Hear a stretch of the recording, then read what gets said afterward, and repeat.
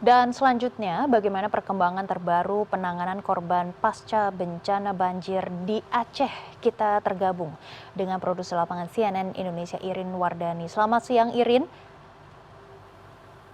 Irin, bagaimana kondisi terkini di Aceh pasca banjir? Iya, selamat siang Maggie. Saya saat ini berada di Banda Aceh. Baru saja sekitar 1 jam lalu kami telah menyelesaikan satu misi mengirim logistik untuk salah satu wilayah yang terisolir. Dan kalau bisa saya gambarkan memang sangat terisolir karena desanya itu diapit dua bukit yang curam, sehingga tadi sempat mengalami kesulitan untuk melakukan dropping logistik dan biasanya kalau dropping logistik itu kita bisa landing, beberapa pesawat bisa landing, tapi untuk kali ini tidak bisa landing sama sekali sehingga bantuan itu harus dilempar dari udara. Tapi ketinggiannya pada saat proses pelemparan itu sebenarnya pilot dan kru pesawat sendiri itu sudah menjaga agar barang bantuan itu tidak rusak sehingga bisa sampai ke masyarakat dengan utuh, dengan baik. Nah, pesawatnya atau helikopternya yang saya gunakan ini baru landing, lagi istirahat purpurnya, tapi saya sudah bersama dengan mayor penerbang yang tadi menjadi pilot kami, kapten kami ketika proses logistik. Dan saya ingin bertanya sebenarnya Pak, karena pilot yang pasti lebih tahu tentang kondisi hari ini seperti apa sih Pak? Karena tadi kan saya sempat merasakan sedikit ketika melakukan distribusi logistik.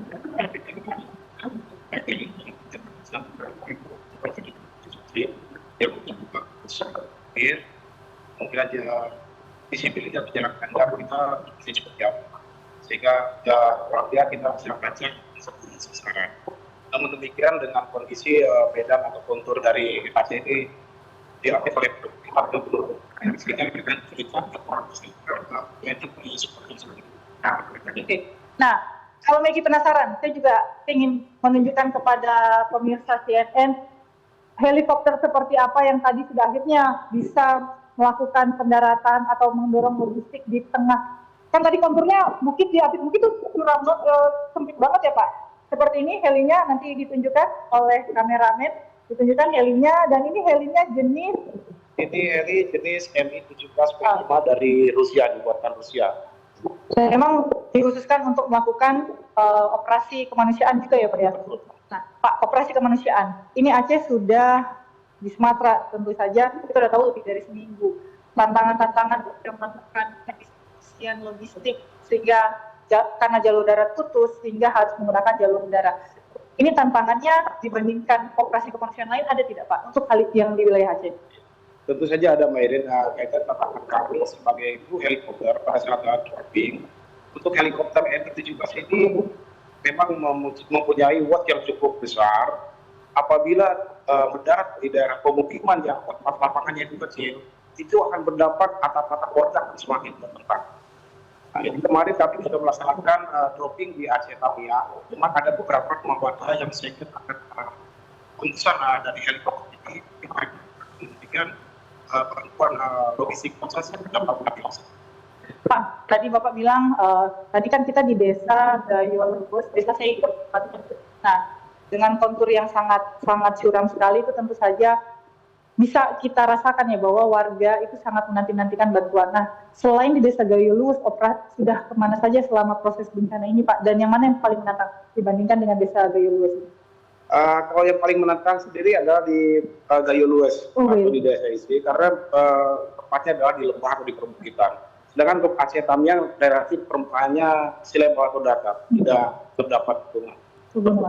Tapi lumpurnya tebal sekali. Tapi lumpurnya memang masih terdampak banjir, jadi kita heli pun tidak bisa landing di daerah Tamiang itu ya. Karena tadi memang Maggie saya melihat dokumentasi yang dipertunjukkan oleh Mayor Budi, memang di Tamiang sendiri itu bukan perbukitan ya Pak? Bukan perbukitan ya. Area terbukanya cukup luas, sangat luas sekali bahkan, tapi lumpurnya tebal sekali. Jadi sebenarnya Maggie, dalam proses penanggulangan bencana kali ini, proses pengiriman logistik menjadi salah satu tantangan. Itu ya Pak ya, tantangan karena jalur daratnya kita belum sama sekali berhasil untuk dibuka. Masih banyak lumpur, masih banyak bebatuan, kayu, longsoran yang menutupi jalan-jalan yang menghubungkan satu desa dengan desa yang lain. Ini karena isolasinya tuh dari satu wilayah diisolasi lagi ya Pak ya, terputus lagi ya Pak. Jadi tiap desa tidak terhubung ya.